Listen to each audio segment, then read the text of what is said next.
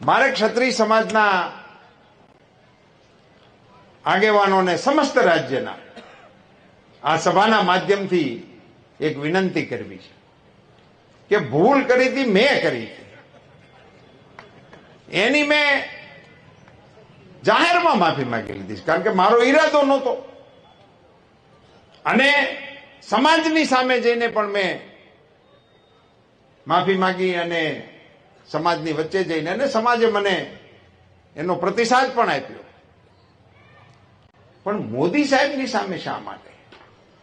ક્ષત્રિય સમાજને મારે કહેવું છે કે તમે તમારા યોગદાનને યાદ કરો. આ રાષ્ટ્રના ઘડતરની અંદર તમારું કેવડું મોટું યોગદાન છે, પાર્ટીના વિકાસની અંદર તમારું કેવડું મોટું યોગદાન છે.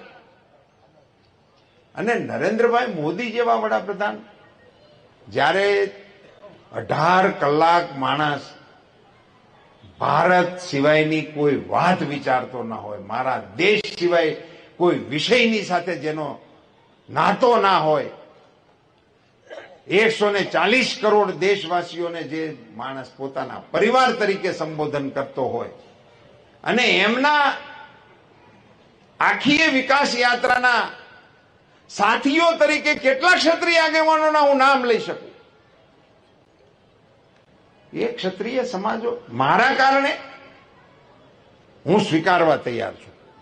ચલો, આપને એમ લાગતું હોય કે મારી ભૂલ છે, મેં તો સ્વીકારી છે, પણ મોદી સાહેબની સામે ક્ષત્રિય સમાજને ઉભો કરી દેવો એ મને એવું લાગે છે કે યોગ્ય મને નથી લાગતું. નરેન્દ્રભાઈ મોદી આજે વિશ્વના નેતા છે, આપણા દેશના નેતા છે.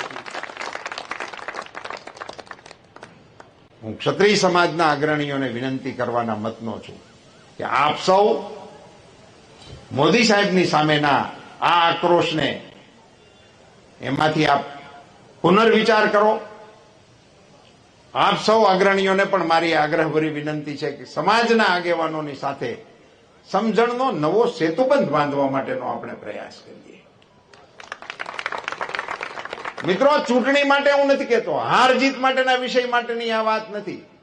સમાજ જીવનના આપણા તાણાવાણાને સ્પર્શતો વિષય છે, એને રાજકારણથી દૂર રાખવા માટેની કોશિશ ક્ષત્રિય સમાજ અવશ્ય કરશે એવી વિનંતી સાથે હું આ સભામાં આપ સૌને પ્રચંડ મતદાન કરવા માટે 7મી તારીખે 10 વાગ્યા પહેલા મતદાન પૂરું થઈ જાય એ પ્રકારે સૌ કાર્યકર્તા કામે લાગો એવી વિનંતી કરીને વિરમું છું. આપ સૌનો ખૂબ ખૂબ આભાર.